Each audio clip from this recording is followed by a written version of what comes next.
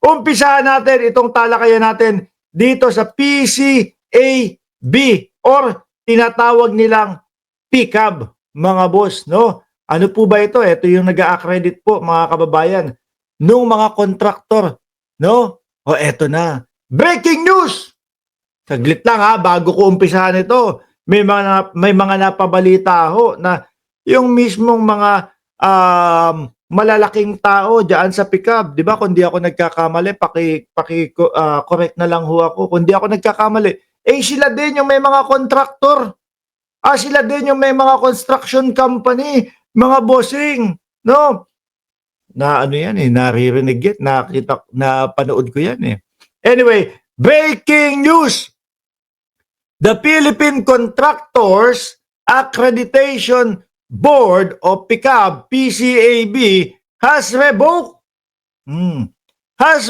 the license of 9 construction firm owned or controlled by contractor Sara Diskaya, a resolution shown, mga bossing. Siyam! Baka ibig niyo sabihin isa. Baka ibig niyo sabihin isa. Eh kasi naman no, mga bossing, doon sa Billionaire News, chinik nila lahat ito eh. St. Gerard Construction, General Contractor and Development Corporation, Alpha and Omega General Contractor Development and Corporation, St. Timothy, Amethyst Horizon, St. Matthew, and then Great Pacific Builder and General Contractor, YPR, Waymaker, Elite General Contractor.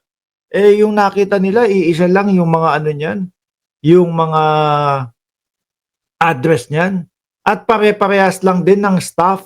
At iisa lang din ang may hawak. Kagaya nga niya sinasabi, diyan sa balita, ang sabi ay Sara Diskaya o Pamilya Diskaya ho, mga bossing.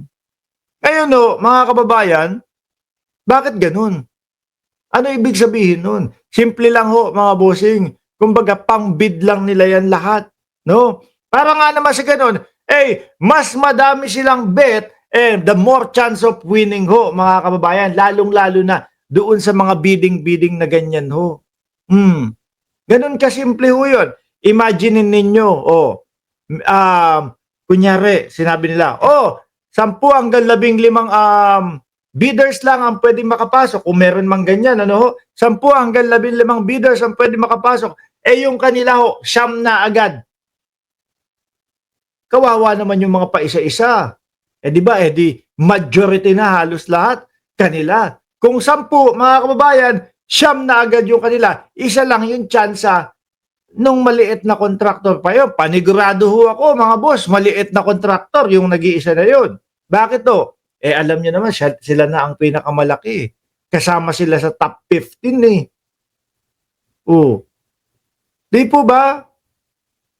Kumbaga, parang gulangan ho sa pagbibid. Madami kami.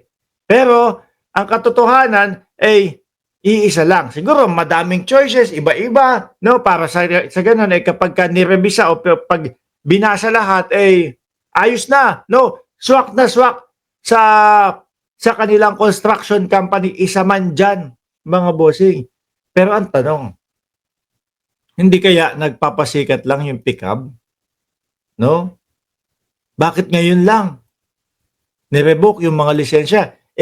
Samantalang dati pa ho, mukhang may napapansin at may nakikita na mga irregularidad po, mga bossing. Dito, sa mga construction company, nitong mga Diskaya. Sabi dito, the PCAB website also showed that the license of this firm were withdrawn as of September 1, no? A resolution revoking license in relation to ownership and control of multiple licensed construction companies joining the same bidding simultaneously. Biruin niyo ho yan, mga boss. Iba, matalino yung nakaisip nito. Alupit ninyo, no? Tapos ang problema naman sa inyo, madaming mga proyekto na hindi tapos. Balita ko nga, meron pang mga hindi nagawa, ni hindi man lang naumpisahan. Di ba? Paano nakakalusot ito? At bakit ngayon lang ho kung kailan nasilip ng presidente? Dapat nga sabi ko, tama nga ho yung sinabi ni Secretary no?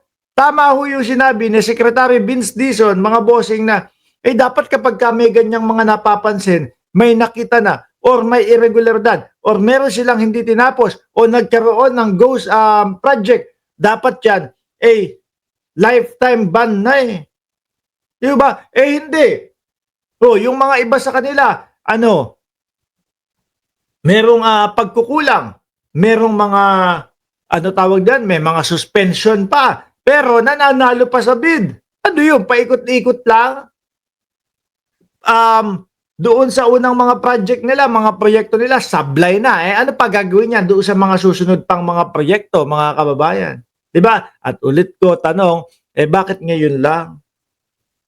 Tapos, ang napapabalita pa dito sa PICAB, no? PCAB board, dito sa PCAB, sila din may-ari ng construction company. Paano naman kawawa? Tapos sila yung mga mag-a-approve, sila yung mga dikit para kung sino man yung magdedesisyon na makakuha ng proyekto na yun.